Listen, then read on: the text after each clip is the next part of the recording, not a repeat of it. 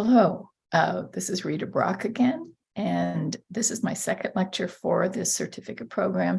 This one is on religious and spiritual approaches to moral injury as opposed to clinical approaches.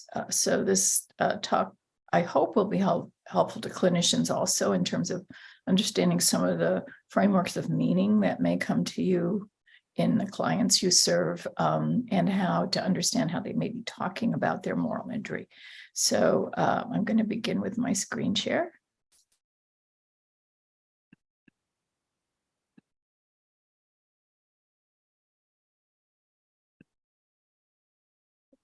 And so the topics I'm going to cover today include what is a moral orienting system? What does it do for us?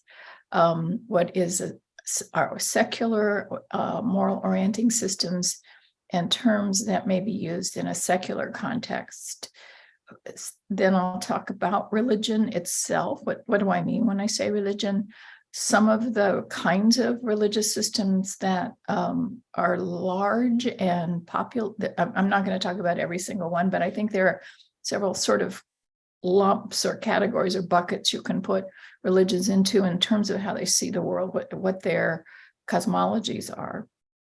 And then I'm going to do a little bit about Christianity for people who may be less familiar with it. I know that many of the people who will be in the certificate program and the clients they serve may be Christian. So if you're not Christian yourself, that the Christianity for non-Christians may be a little helpful to you. It's sort of in the air we breathe a lot of the time. And I certainly apologize to everybody who's Christian for not covering your type of Christianity exactly. I'm trying to be more general.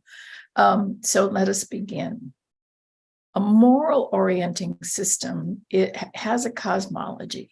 What is a cosmology? It explains the reality we're in and everything that impacts us, from the stars in the heavens to things below the earth, and where humans fit into a cosmology. What does it mean to speak about reality per se?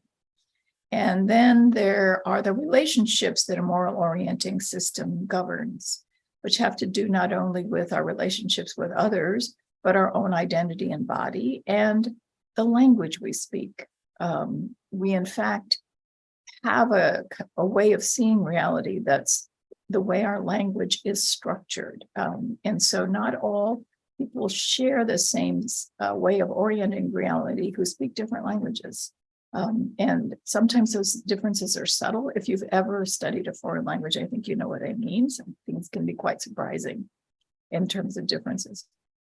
Moral orienting systems determine also how we behave, what our actions are, our habits even, and our thoughts. And in fact, I think most people are moral by habit. It's not something we spend a lot of time all day long thinking about. Are we being moral or not? We just enact it by what we might call common courtesy or being a good person. And that kind of behavior is generally habitual, and you don't have to think about what you're doing unless something goes wrong. Otherwise, things sort of smoothly operate in ways that maintain relationships. So a moral orienting system is also about behavior. It's also, when we do hit a problem and we're not sure what to do, how we think about that problem, how we engage with it in terms of solving it. So it can be called a philosophy of life, how we explain to ourselves what is right and what is wrong and what is the right thing to do in this situation. So it's about ethics, and it also includes belief when we articulate what our beliefs are, what our faith or meaning system might look like. So it also includes philosophies of life. So that's what a cosmology or a moral orienting system is this whole thing. And I want to spend a little time on what are considered philosophical or secular or spiritual terms, because if you're a chaplain or anyone who's a spiritual caregiver to people of different religions, the space that sort of all of that happens in is a space that's not sectarian. It's not one religious system. And sometimes, and especially in Western cultures, which are influenced by the Enlightenment, that space would be called secular as opposed to religious. So, and that kind of split between the two is also something of a Western way of seeing the world. But it's also other religious systems don't divide the world that way, but they understand secularism. They understand this principle that you don't impose belief on other people. You allow people to have whatever belief they want to have. So that's generally called secular. And that's a lot of the way people relate to the federal government, for example. For example, if you receive a federal grant, you can't be imposing a religious tradition on people, a religious requirement or things like that. And the military chaplaincy is an example of that proselytizing is not allowed. You're to serve the people in front of you and not impose your faith on them. So in that secular realm, there's a lot of emphasis on individual belief and on the individual's psyche, mind, emotions, conscience, and will, their individual agency or freedom, you might say, their character and their identity. All of those things matter in a secular context as people self-define over and against others whom they may not share similar beliefs with. And in that system, morality is understood to sort of be a natural character of human beings and also a cultural system without appealing to supernatural authority or power. In other words, we do it almost by consent. And truth is usually scientific or philosophical, logical, rational, reasonable, whatever you want to call philosophical. And science is a dimension of the Enlightenment that was very important as a form of knowledge. So those are both highly respected in secular terms, not to say that religions don't also respect them, but that they're the main forms of truth, I think, in secular or philosophical cultures. And then there is an emphasis on rights, human rights, civil rights, inalienable rights. And we see this kind of understanding of philosophical understanding of human beings in the US legal system of inalienable and civil rights and human rights. And jurisprudence, laws, is the way that system of rights is protected and enacted and safeguarded. And then there is the larger international form of jurisprudence or law that governs all nations, whatever their religious traditions, called the Geneva Conventions about the conduct of war. And actually, they're pretty well grounded in Western just war theory, but it is a factor of the United Nations that the Geneva Conventions apply to the rules of war. And then inside that philosophical and secular system, there's also a thing called spiritual but not religious that has become a kind of thing in American culture because we tend to think of being religious as belonging to a community of faith and having a set of beliefs, whereas spiritual but not religious tends to be more vague, I would say, or more eclectic. You will find people who are spiritual but not religious who have all kinds of different kinds of practices that can't be slotted into Buddhism only or Christianity only or Judaism only. Sometimes they're hybridized.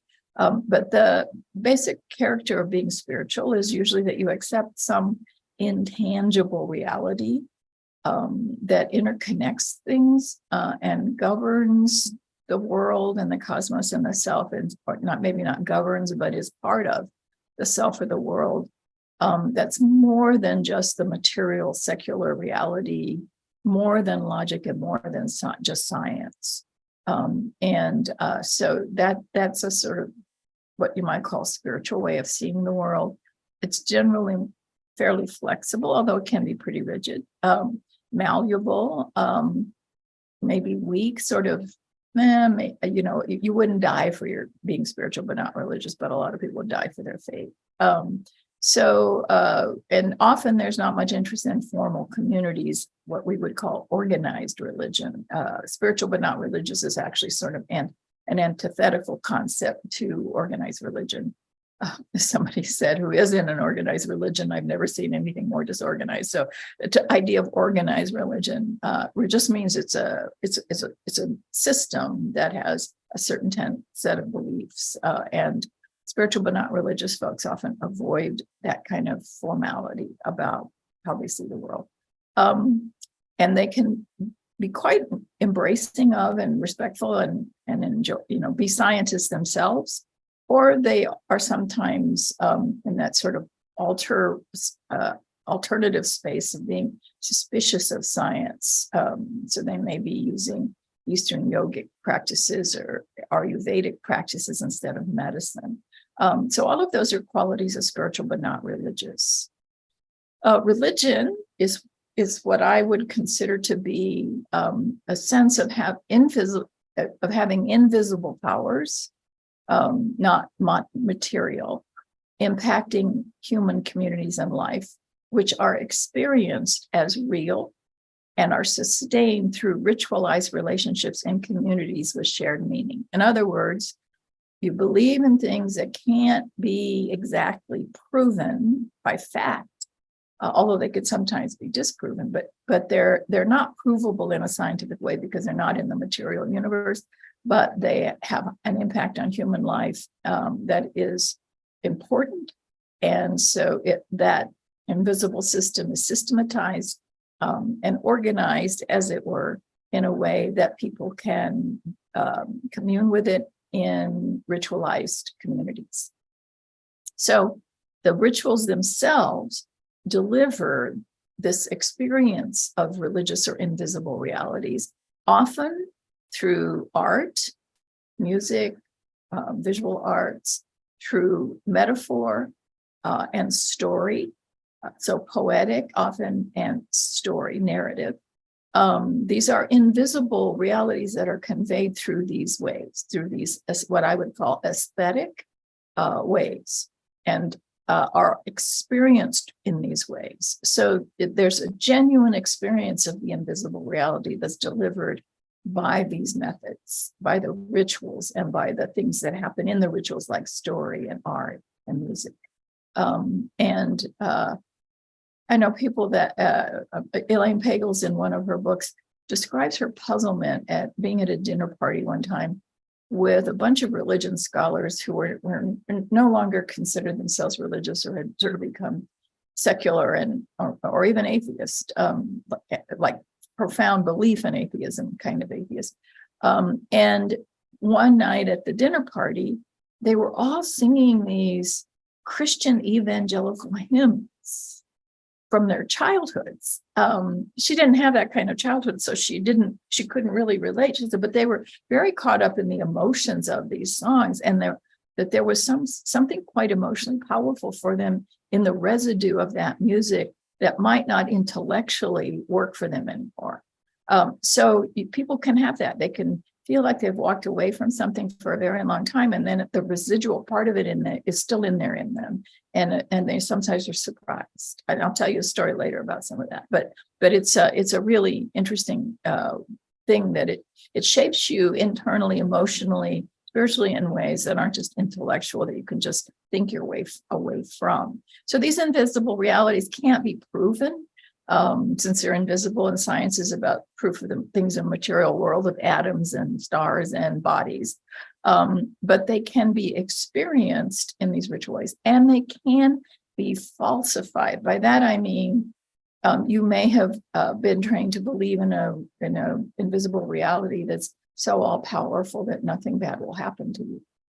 So for a long time that might be true, but when something really terrible does happen to you, it can call into question that invisible reality, and even lead you to a place of believing you've been believing in something false, that it isn't true. So that these are things that are part of religious experience and important to understand. So we have a number of videos this week that you can look at that include Judaism, Islam, Buddhism, indigenous traditions, and a more general thing that's mostly Christian and monotheistically based, but is about complex grief and lamentation. So I encourage you to see those, and they'll tell you more about some of the religions I'm only going to touch on a little here. So one of the most important and largest family of religions is what's called monistic, pantheistic, or polytheistic. Those are terms that are bandied about in relation to a religious system that is not Western, so not monotheistic.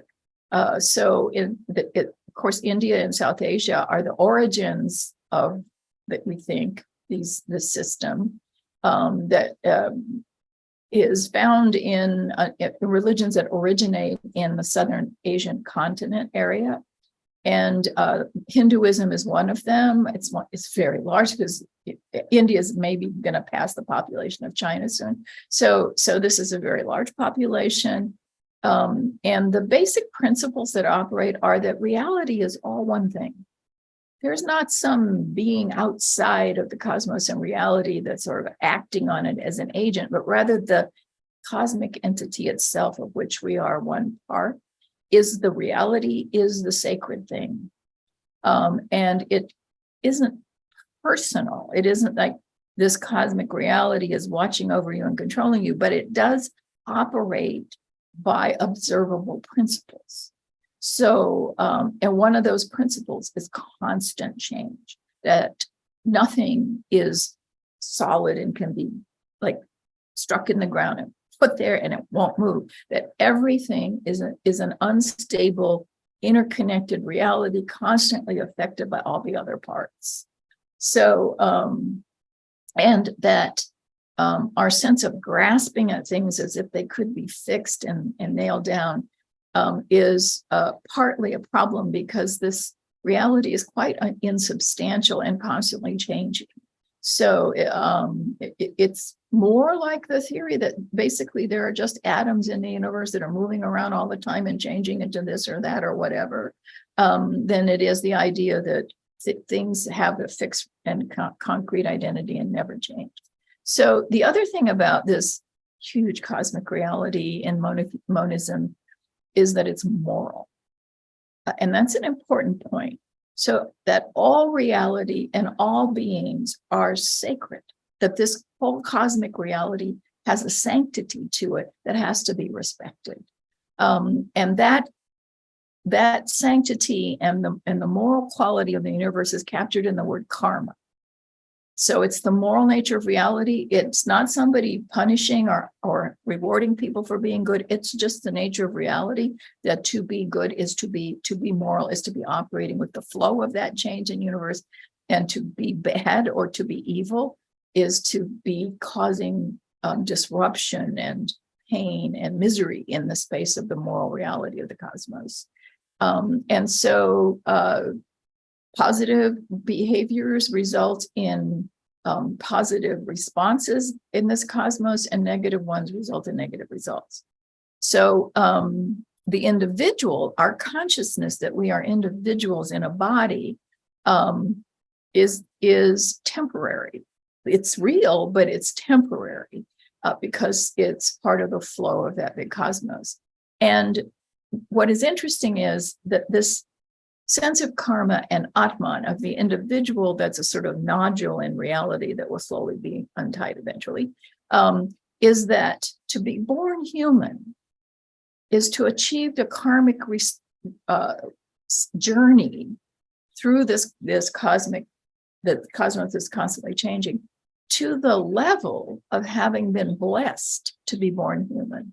So unlike some forms of Christianity that believe that we're born sinful and we have to be corrected and bad, and we're bad, that there's this flaw in us. In karma, it's like you move up the scale of sentient beings to the point of becoming a human being because you've managed to lead a moral existence in all the other forms of your life.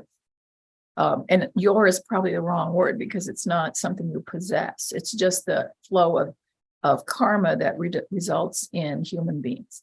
So part of your destiny as a human being is to be born. And if you don't follow that destiny, there's all kinds of trouble. And it's a high achievement to be born human.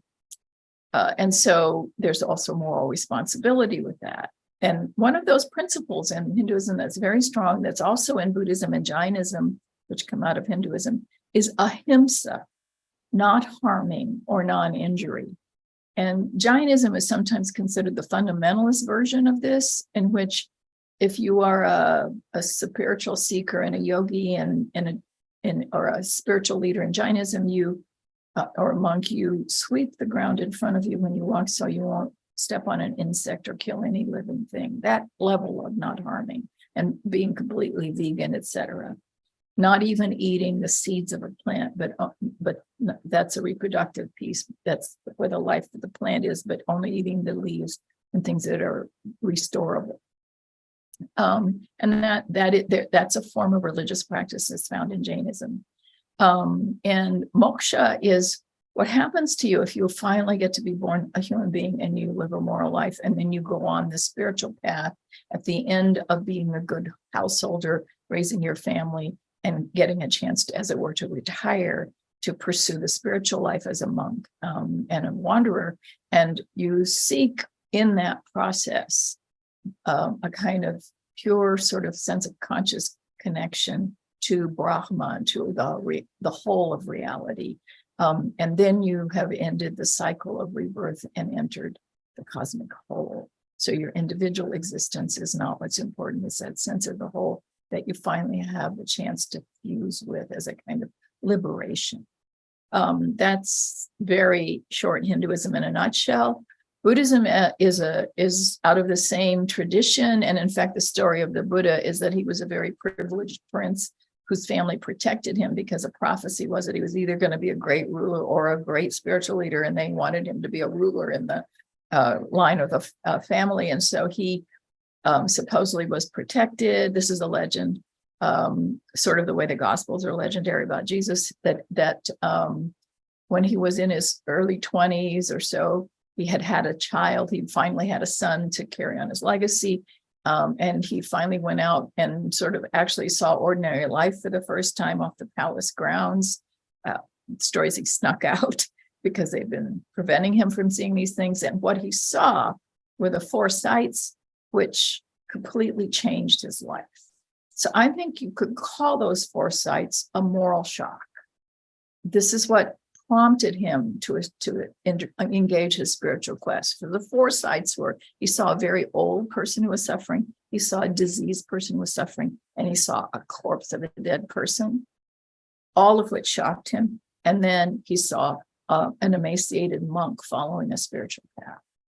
And so the great renunciation is he left his family and went on this path at a very young age, an unusually young age. He didn't stay to do his household duties, but went off on this path, and he discovered that in that process that all life is suffering, that suffering is basically inevitable in life, but it is caused by desire. So it can be ended by the cessation of desire. And then following the Eightfold Path, which has all kinds of things about right speech, right jobs, right behavior. The word right appears 8 times. So it's a moral path. And what does he mean by suffering? Well, suffering is living an out of joint life, living a life that is out of harmony with the relationships that one is in and the universe that one is in, and not respecting those things.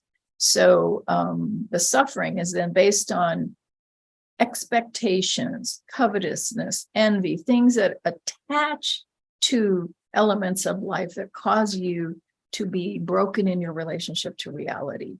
And a sense that nothing ever measures up to what you really want, a sense of misery and demoralization and unhappiness because of the changes that happen around you that you can't accept, or the things you want to cling to that are actually impermanent and can't be fixed anyway.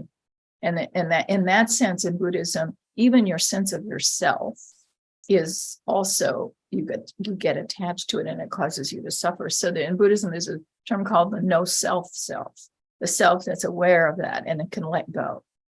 And so these are 2 images. They're both of the Buddha, but they're examples of, on the what is the left side of your screen, I think, is the dark gray emaciated image of a meditator, which is the the path he took of spiritual renunciation to try to get to enlightenment. And he was so fierce in his dedication that he nearly starved himself to death and fainted from hunger. And when he ate a meal, he felt better. And he realized that this self-inflicted suffering, this kind of renunciation, was not the path to enlightenment for him. And so he instead chose to what's called the middle way, which is moderation. Eating in moderation, doing things in moderation. And so this is on the right side is an image of the Buddha in his, and this is actually in the area of India where he was from and where he was enlightened. This is him in a state of meditative enlightenment. And as you can see, he's not starving and he's not emaciated. He's just sort of normal looking moderation. So the Buddha is the same process of extinction, of freedom from attachment to the self and to reality is fixed that you see in Hinduism, but it comes in a slightly different flavor with Buddhism. And there's many forms of Buddhism, as there are many forms of Hinduism. And both of them have deities and gods in them, but their primary sense is that cosmic whole. So that if you have gods and they have powers, you have to respect those powers because the gods represent something important that's happening in reality. And in Buddhism, that's also true. But it's not required to believe in anything. It's to do the spiritual practice. So in Buddhism, there's a thing called expedient means. So whatever helps you get to where you need to go is okay. And if believing in gods or a god makes you a better person, fine. And they don't have any problem with that. But they don't have any problem with atheism either. So the issue isn't belief. It's the journey of practice. And then I want to put indigenous traditions in this bucket called monism, not because they are like Hinduism or Buddhism, but because they share that sense that there's a cosmic whole out there or reality that it includes human beings, but requires human beings to be responsive to and respect. And so, and that means animals, it means plants, it means sky, it means everything. Requires a form of reverence and respect. And so the Lakota traditions, which are located right now there's been some migration. They used to be woodland Indians, but now they're in the Great Plains. They have a concept called Mitakue Oyasin, which is a kind of blessing, you can say, which is about the term really means all my relations. And it's a thing to say, I respect and I'm responsible for the relationships of all the creatures and the earth itself. And an immoral person lives as if they have no relationships. So it suggests that some of the kind of rigid and rugged individualism we have in American culture is a sign of an immoral person. They live as if they're self-sufficient. They live as if other people do not have to matter to them. That would be a very huge moral failing as a Lakota person. And they use a sweat lodge ceremonial that has now been used by a number of VAs because non-Native veterans have found it so helpful, called a sweat lodge ceremonial, in which hot rocks made hot in a fierce fire are put inside the lodge in the middle where you'd normally have a fire, but it's a little pit where they put the rocks, and they cover this lodge, this stick frame, with blankets. And so when you go in there, it's incredibly hot from the rocks. There's also a bucket of water they sometimes use to create steam.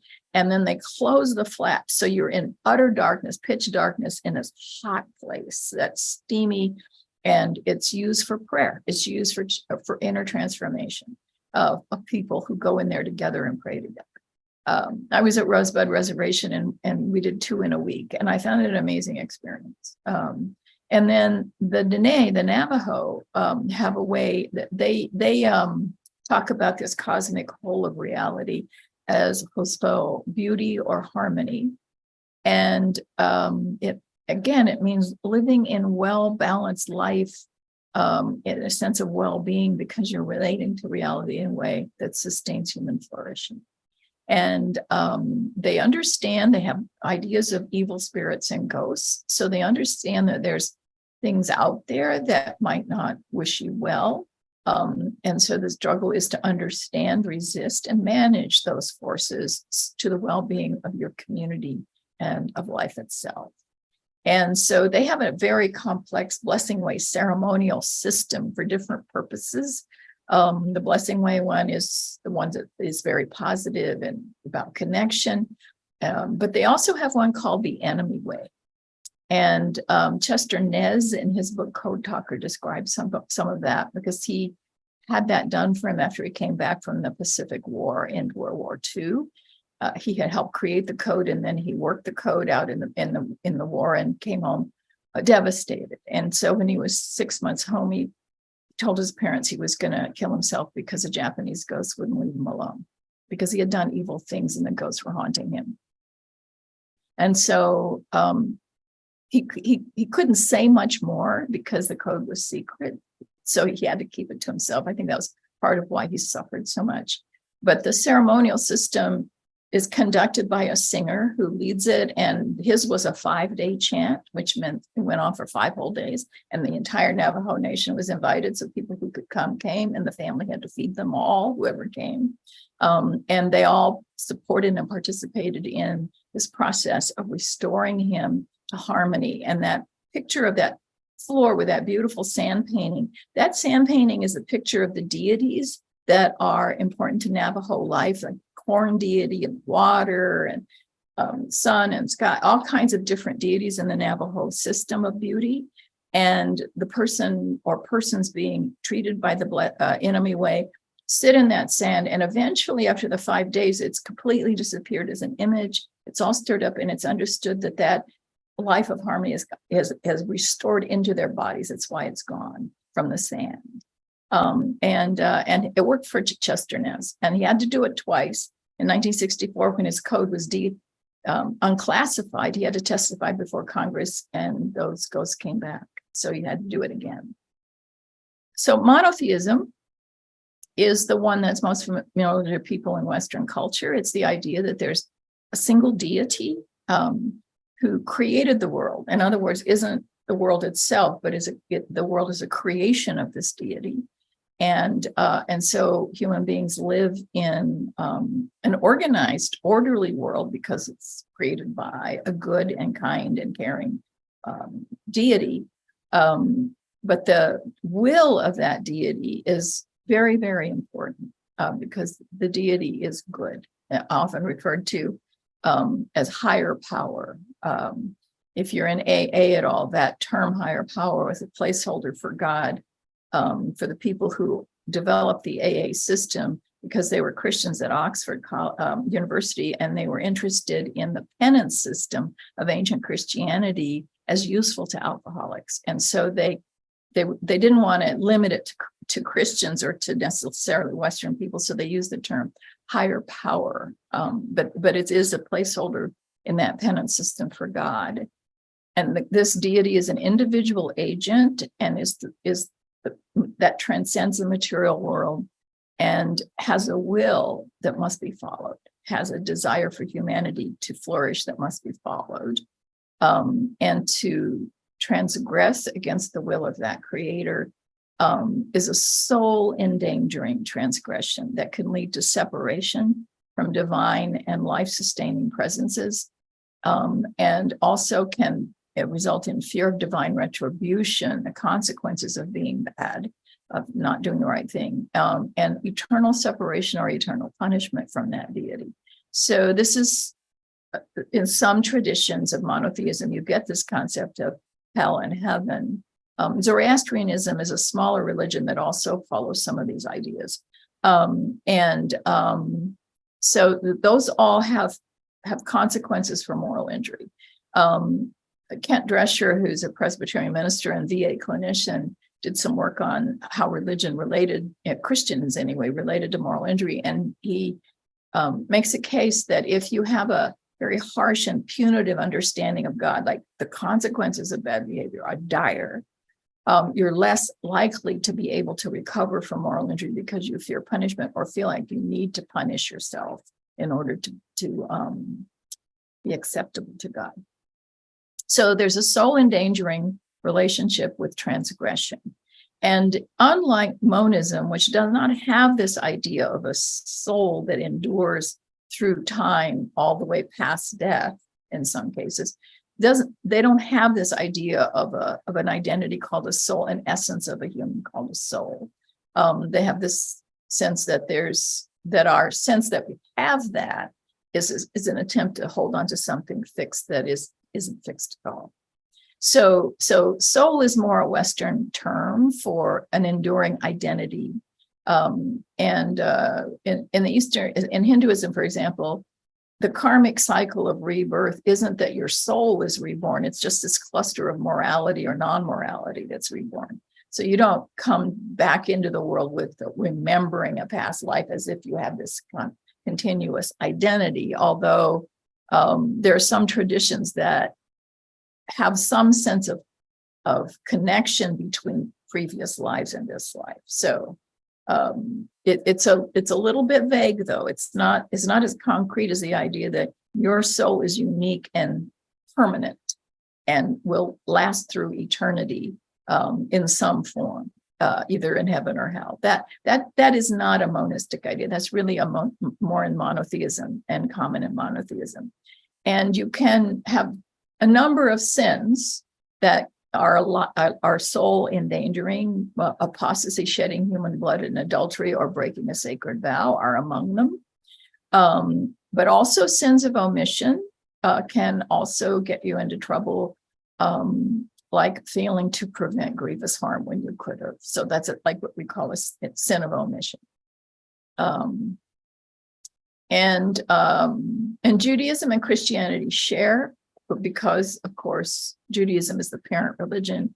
Jesus was a rabbi, so he comes out of that tradition. And then Islam picks up a number of similar concepts, and we all share the Hebrew Bible text, some of them as important texts in our tradition. So Islam is the third, and so is actually more inclusive of both Christianity and Judaism than the other two.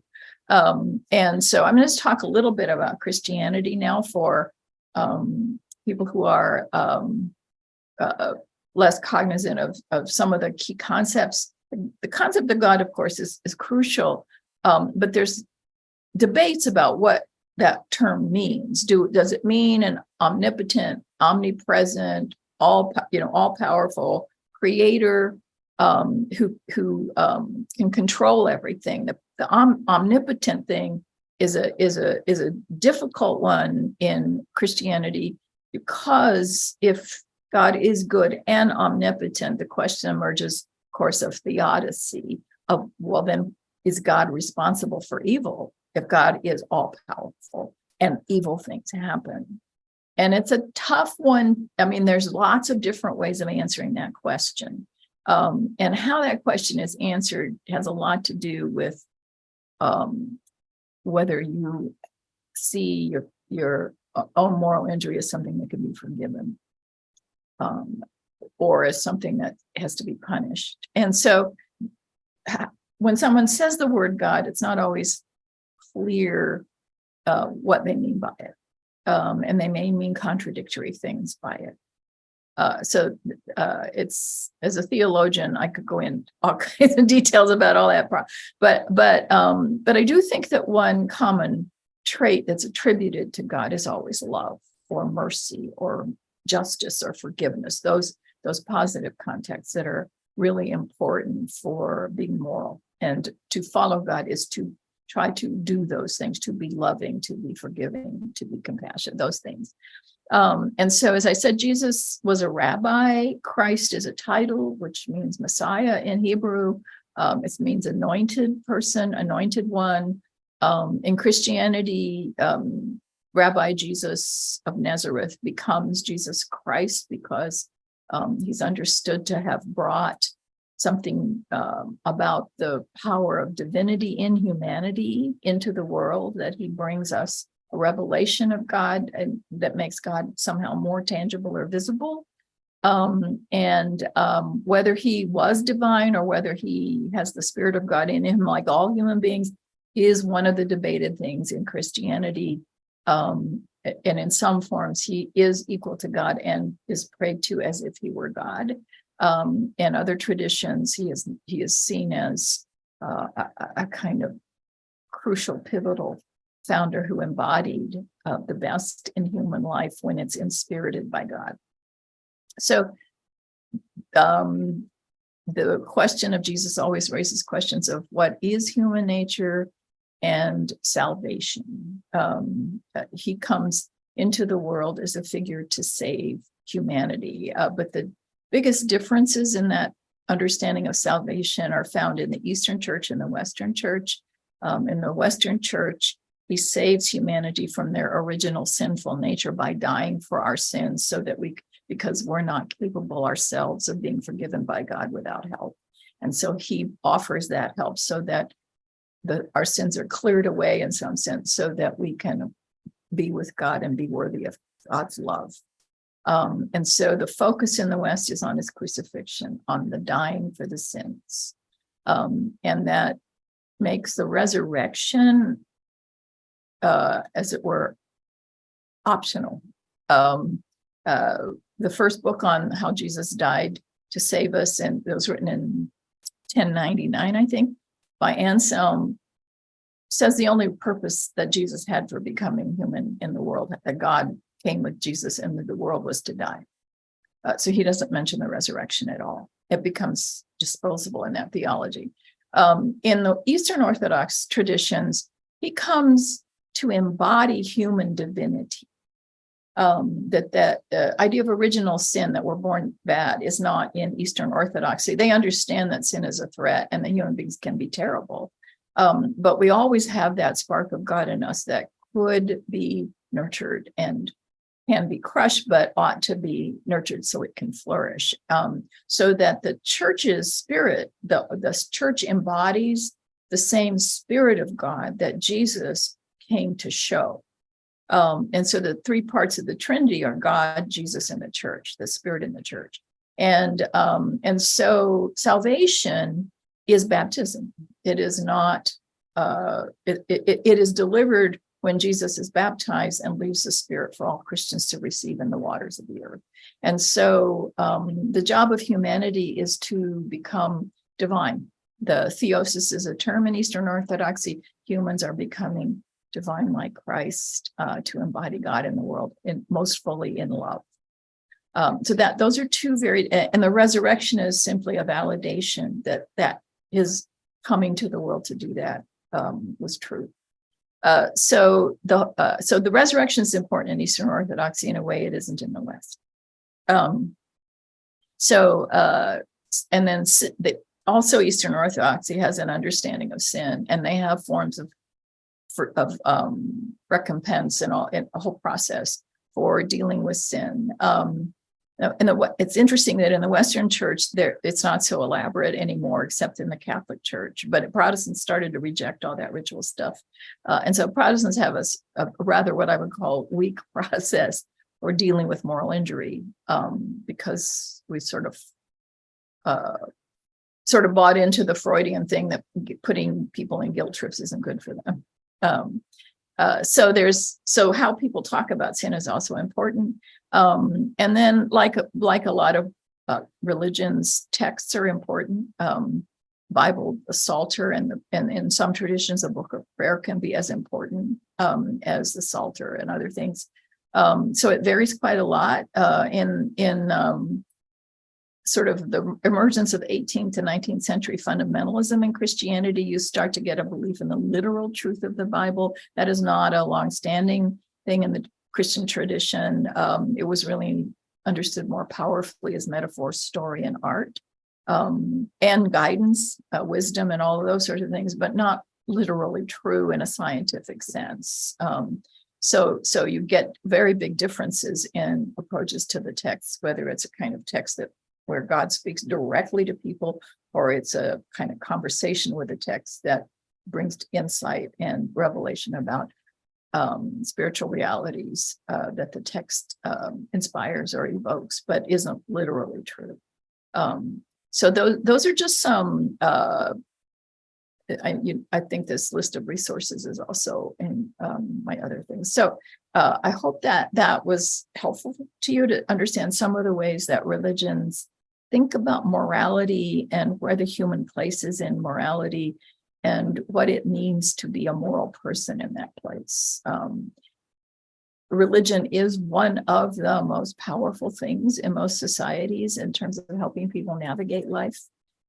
And you're working with someone in a religious tradition, it's important to understand what they understand about it, because of course, people in sects and groups may adhere to the same title of the same religion and yet vary quite a bit in their sense of how they use it and understand it.